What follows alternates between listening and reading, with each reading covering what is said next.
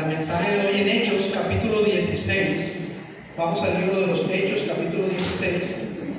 Y ahí vemos un poderoso acontecimiento de lo que es la gloria y el poder de Dios para libertar, para levantar, para obrar poderosamente. En Hechos, capítulo 16, versículo del 25 al 34, vemos el caso del apóstol Pablo y de Silas, que estaban siendo perseguidos por la persecución, vale la redundancia, del Evangelio, y ellos habían sido tomados como rehenes, habían sido echados a la cárcel, y en ese momento Dios actuó y respondió a la adoración de ellos. Hechos capítulo 16, vamos a leer desde el versículo 25, bueno, desde el 23 al 34, dice así la palabra de Dios, hermanos.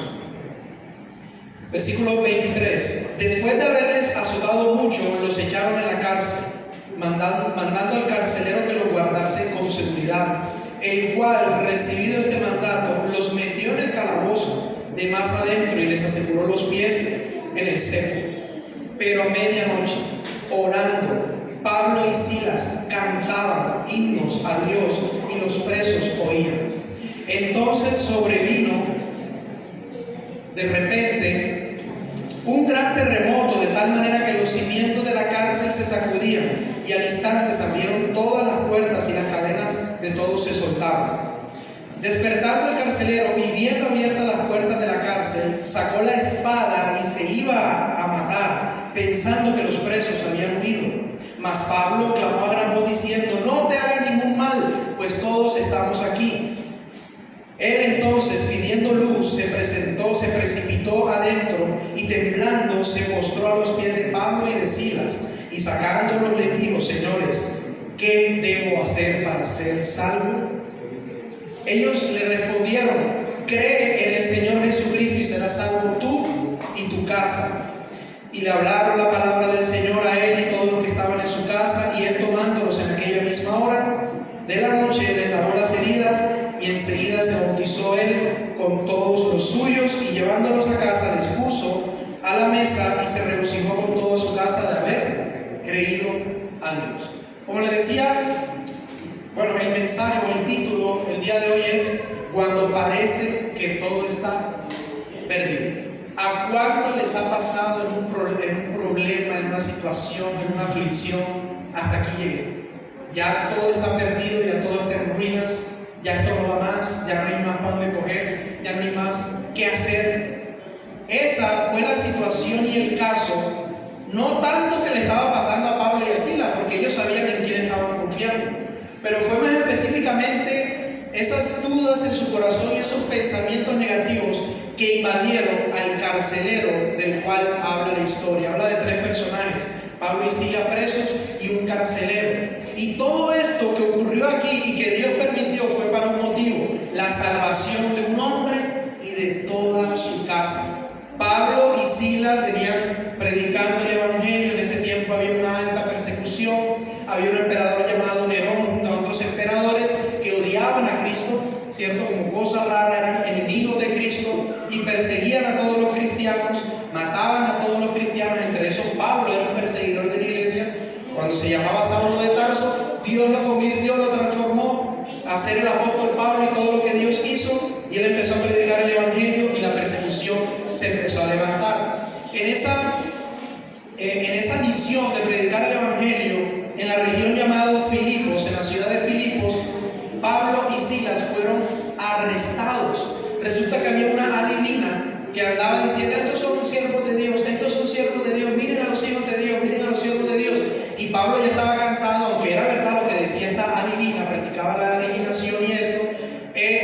Lo que hizo Pablo, cansado de esto, de que le estuviera como resaltando tanto y dándole tanta fama y todo, lo que hizo fue que reprendió al espíritu en el nombre del Señor, y esta persona quedó libre, esta mujer quedó libre de ese espíritu de adivinación que estaba allí.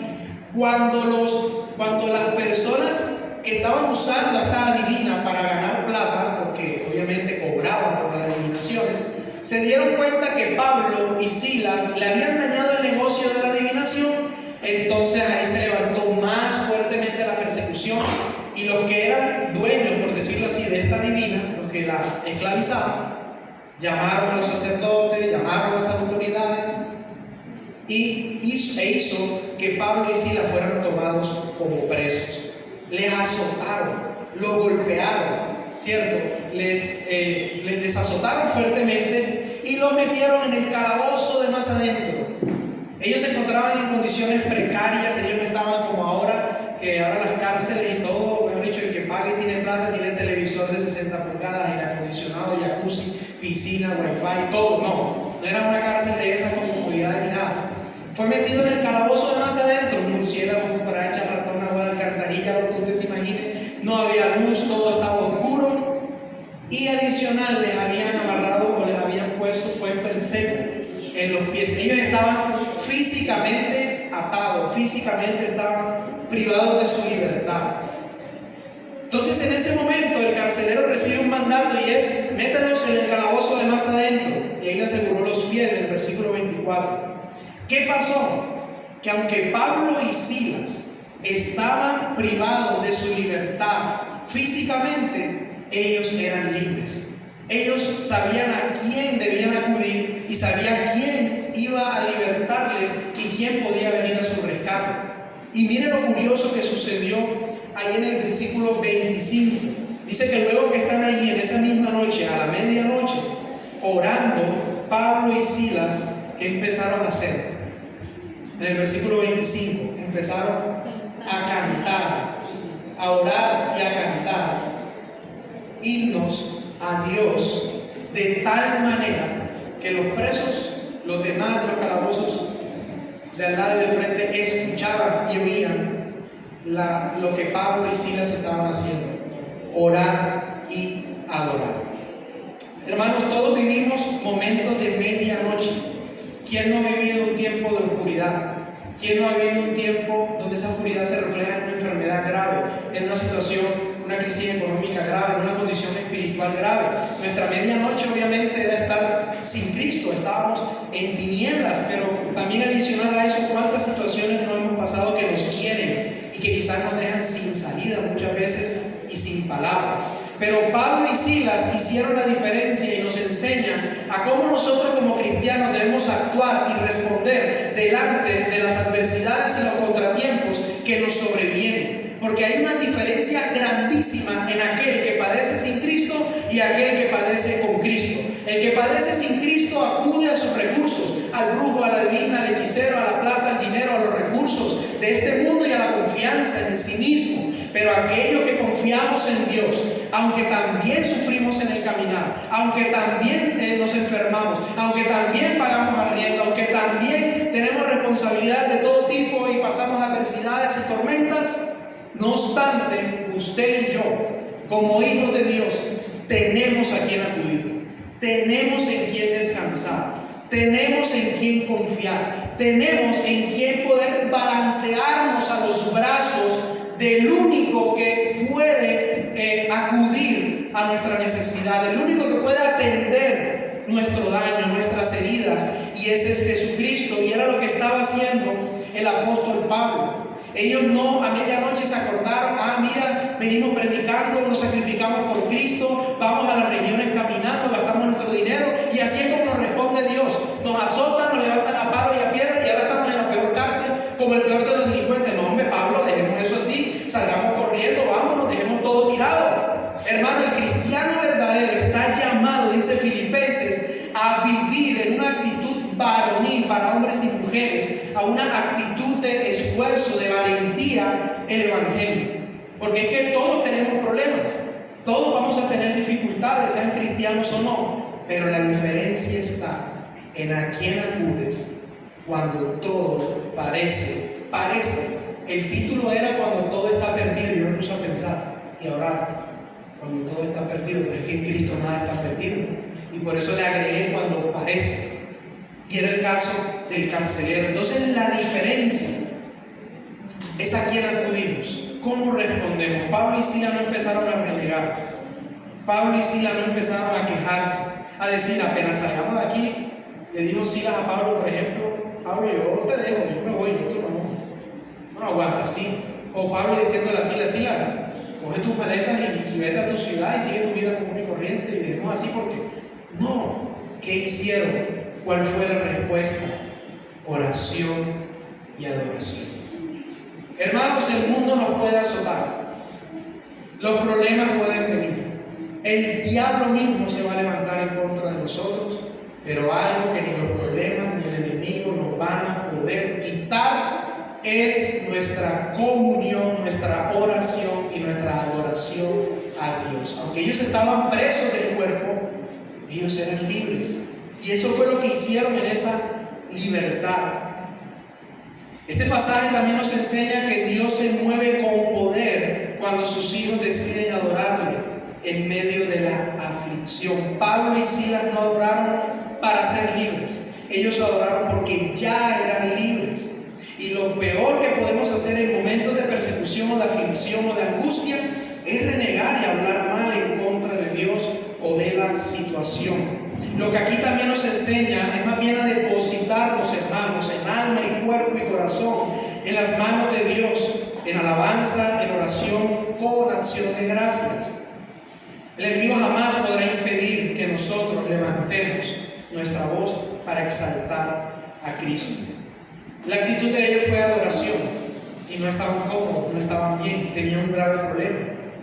Estaban presos de manera injusta, en condiciones precarias, y al salir de ahí volvieron y los azotaron, y eso fue la vida de los apóstoles: azote, persecución, cárcel, anuncios de muerte, amenazas y todas estas cosas, hermanos. Pero una cosa importante es que la adoración y la oración en medio del dolor o la angustia no es un acto de cinismo, no es que seamos cínicos. Hay otra palabra que siempre se me olvida. Cuando algo le está haciendo daño y usted se acerca ahí, ¿eso cómo que se llama? Masoquismo. No es un acto de masoquismo, no es un acto de que, ay, yo estoy gozándome aquí, que me están azotando y estoy en la peor cárcel. No tanto es un acto de masoquismo, que a veces la gente cree, ¿no? Yo que voy a adorar y que voy a dar gracias a Dios, ¿acaso yo soy masoquista? No, yo voy a mirar cómo. No es un acto de masoquismo. La adoración y la oración en la aflicción no maquilla el dolor, lo transforma. No niega la realidad, porque la fe no niega la realidad. La fe se sobrepone. La fe te enseña a sortear la realidad de la confianza en Dios. La fe no niega, la adoración no niega la realidad. Pero la fe, ¿qué hace en medio de la persecución, hermanos?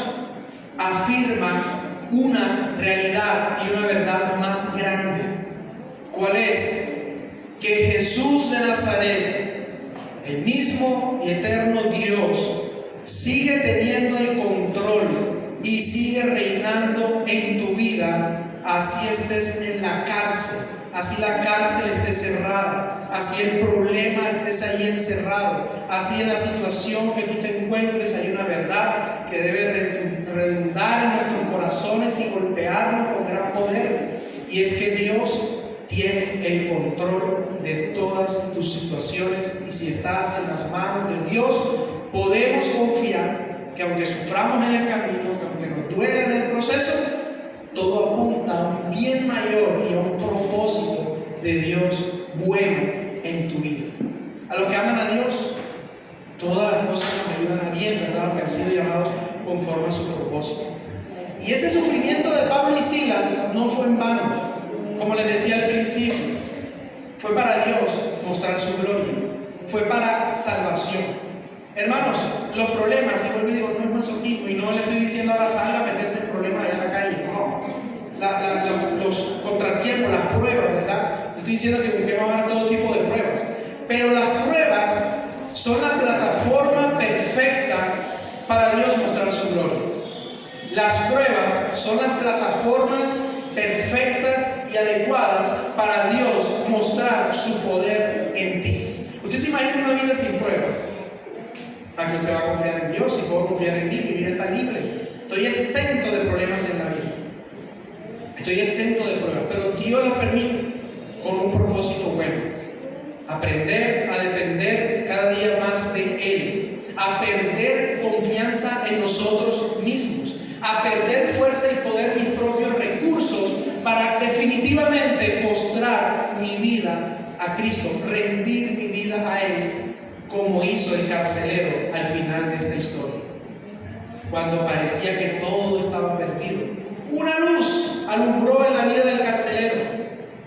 Quizás me estoy adelantando. Cuando la cárcel se abrió, Pablo y Silas primero oraron, cantaron, hubo un fuerte terremoto, los cercos se rompieron, se partieron, la puerta de la cárcel, de todas las celdas se abrieron, quién sabe cuántos presos había, no especifica la Biblia, quizás 20, 30, 50.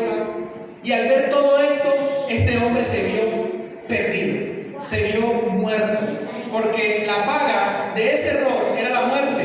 Entonces el soldado dijo: para que estos manes vengan a matarme a mí, para eso me quito la vida yo, para que va a venir otro soldado igual que yo a sacrificarme. Él se vio todo perdido, y la única salida para un ser humano que no tiene esperanza en Cristo muchas veces es el camino fácil, entre comillas, y es quitarse la vida. Por eso la depresión, por eso la tristeza profunda, por eso el diablo se aprovecha de esa debilidad para pintarte la respuesta o la solución más fácil, entre comillas, y es: desaparece. Porque si tú desapareces de este mundo, ya esos 300 millones que debes, pues no tienes que pagarlo. Ya esa consecuencia de que te vas preso a la cárcel, no vas a tener que ir preso. Pero hermanos, esa es la diferencia entre los que confían en Cristo y sus vidas están en Él, a los que no. El que no confía en Cristo, su esperanza no está en Dios, todos los caminos le parecen buenos, incluso quitarse la vida, incluso cometer un delito para su beneficio, hacer cualquier cuestión ilegal en la calle para beneficiarse, porque es el camino fácil.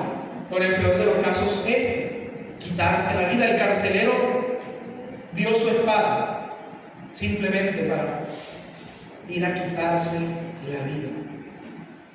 Hermanos, esta situación sin Cristo hubiese terminado en una terrible tragedia. Una mujer viuda, unos hijos huérfanos, una familia totalmente quebrada y un alma en el infierno. Porque el problema de quitarse la vida es que mueres sin Cristo y mueres como un asesino de tu propio cuerpo. Y no hay consecuencias buenas a aquel que se quita la vida. Este hombre se hubiese perdido. Él creyó que esta era la solución: desaparezco y mi problema desaparece. Pero no se estaba dando cuenta que más bien se estaba metiendo en un problema peor con Dios. Pero ¿qué pasó, mis hermanos? Cuando el carcelero despertó, versículo 27, vio abiertas las puertas de la cárcel, sacó la espada y se iba a matar, pensando que los presos habían huido. Y aquí hubieron una serie de milagros que confirman lo que de este púlpito siempre vamos a predicar: Dios es soberano y tiene el control. Cárceles abiertas con presos quién sabe cuántos años. Se abrió, estaba de papaya, como dicen unos, salen corriendo. Tembló por el poder de Dios derramado en ese momento. La gloria de Dios tembló el lugar. Ese temblor rompió las cadenas y los candados, los cepos de los presos.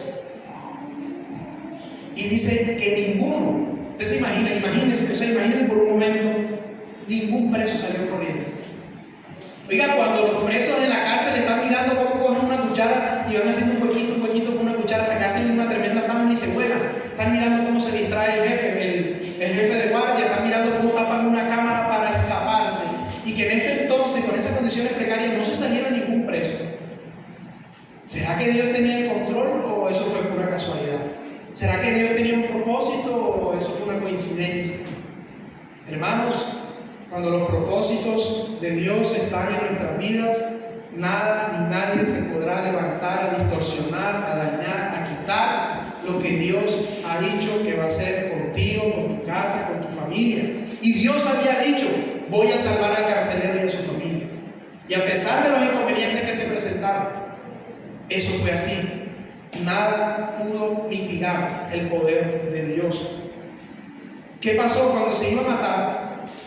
El carcelero estaba, por decir, afuera. Pablo y Silas estaban adentro, sin ningún tipo de iluminación. Y milagrosamente, bueno, quizás había una antorcha donde estaba el carcelero que era afuera. Podemos dar el beneficio de la duda, digamos que había una antorcha. Y aunque Pablo estaba en la oscuridad, si hay una antorcha o una luz, uno ve más o menos lo que hay a 50 metros, quizás a 40 metros. Y Pablo se da cuenta que el carcelero ya iba a matarse. No sé de qué manera, pero me imagino así o así, no sé. Ya había tomado su arma, su espada de dotación. Pero ¿qué pasó? Pablo clamó a gran voz diciendo: no te hagan ningún mal, pues todos estamos aquí. Todos estamos aquí. El carcelero vio todo perdido y esa fue su primera decisión. Estaba frente a dos problemas. Le tocaba pagar la condena de aquellos que se le habían escapado o también pagar con su vida, como les decía. El carcelero era un hombre duro, un hombre rudo, acostumbrado a la violencia, al maltrato. Era un hombre, quizás se creía fuerte en sí mismo. Los soldados romanos estaban bien entrenados, cada hombre. No eran así, bueno, eran así de robustos y altos como yo, ellos, ¿verdad? Igualito como yo, así una viga. Bueno, estos hombres eran hombres muy fuertes, eran capacitados para soportar o pelear contra 7 hombres y derrotarlos. 7 hombres vienen a lincharlo y estos hombres estaban. Era un hombre que se sentía muy capaz, se sentía muy fuerte, se sentía invencible, mejor dicho, ¿verdad? Y a pesar de que era este hombre duro, Dios lo estremece. El terremoto, hermanos, no solo fisura la estructura de la cárcel, sino todo su interior, el corazón de este carcelero fue quebrantado. Y su corazón se abre. No solo fueron aperturas de cárceles, sino de su corazón. Se abre cuando ve, o Dios lo abre cuando ve que la manifestación del poder de Dios en las celdas abiertas y los presos no escaparon, porque Dios tenía el control de todos, mis hermanos. Y en ese momento el carcelero dice que entró y los sacó y le dijo: señores, ¿qué debo hacer para ser salvo? Reconoció su condición espiritual, reconoció que necesitaba, que su problema mayor no era tanto si se volaban o no se volaban, sino su condición espiritual. Hermanos, ¿es o no que cuando estamos en diferentes problemas o en diferentes adversidades, ahí es cuando nos acordamos de Dios? Muchas veces. Cuando estamos en situaciones de adversidad y sufrimiento, ahí es cuando nos acordamos de nuestra alma. Eso pasó con el carcelero.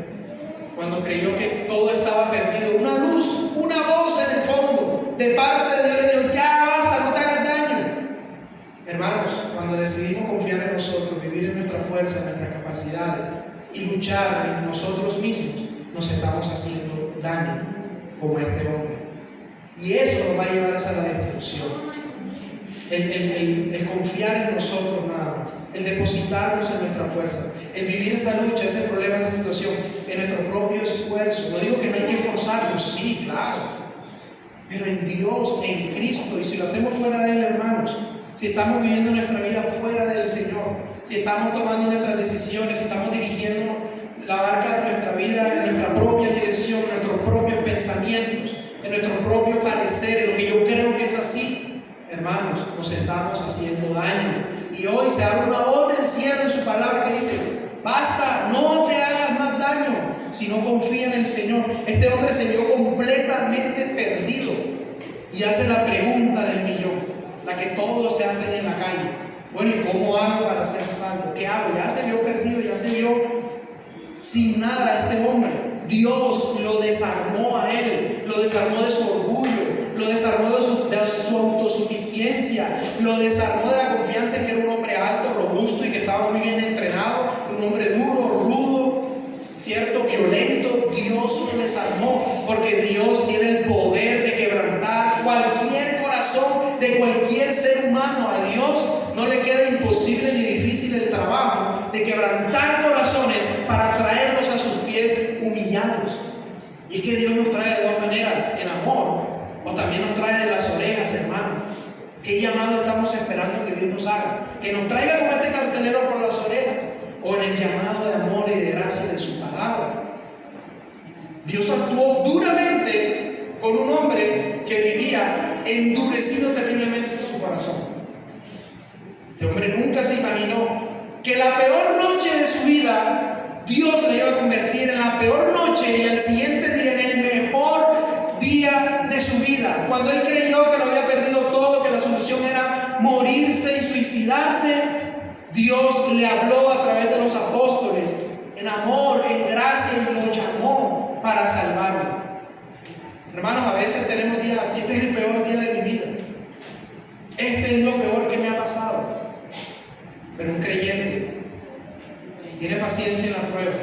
Sí, todo está en un remolino de candela, de fuego en el problema, pero nos sentamos a orar, a meditar en Dios, a orar, a pedir su dirección y a pedir su salida, mis hermanos. Que Dios nos dé la salida. La Biblia dice que así como viene la prueba, juntamente Dios nos da la salida. También dice la Biblia, creo que es en Corintios, que el Dios que causa la herida también da sanidad, también nos sana. Y Dios permitió todo esto para quebrantar el corazón de este duro hombre. ¿Qué debo hacer para ser salvo? ¿Cuál fue la respuesta? No, tú tienes ahora que irte de rodillas a no sé qué parte, ahora tú tienes que quítate esa ropa, ahora tú tienes que ve a hablar con fulano por allá, ahora tú tienes que hacer miles de cosas, méritos, obras para que puedas ser salvo. No, le dijo, cree, en el versículo 31, cree en el Señor Jesucristo y serás salvo tú y tu casa. Lo que estaba perdido fue ganado. Lo que estaba en ruinas fue renovado. Lo que no tenía salida tuvo la mejor salida, ¿cierto? Y la respuesta es, ¿cómo hago para ser salvo? Creer en el Señor Jesucristo. La fe, creer en Cristo, creer en el Hijo de Dios, en el Mesías, en el enviado, creer que Él vivió de manera perfecta, murió por mis pecados, derramó su sangre en la cruz, creer que resucitó al tercer día y que vendrá por segunda vez, dentro de muy poco, porque está cerca su venida, y que vendrá por nosotros su pueblo. Eso es vivir en esperanza, que aunque esta vida aquí se acabe, que algún día se va a acabar eternamente, tenemos una esperanza, dice Pedro, reservada en los cielos, que nunca, ni nada, ni nadie nos va a quitar. La esperanza de que nuestra vida, así estemos como estemos acá, no se acaba aquí. Ni siquiera con la muerte se acaba la vida del cristiano. La muerte es simplemente una puerta, un medio, un vehículo para llevarnos a esa esperanza final que se está en los brazos de Cristo, gozando por toda la eternidad. Pero mientras vamos hacia allá, sufrimos aflicciones y problemas. Pero ¿en quién estás confiando? Meditemos por un momento en quién está puesta tu confianza. Cuando el negocio no va bien, cuando los hijos no se portan bien, el esposo, la esposa, cuando hay deudas, dificultades, contratiempos, ¿en quién está nuestra confianza?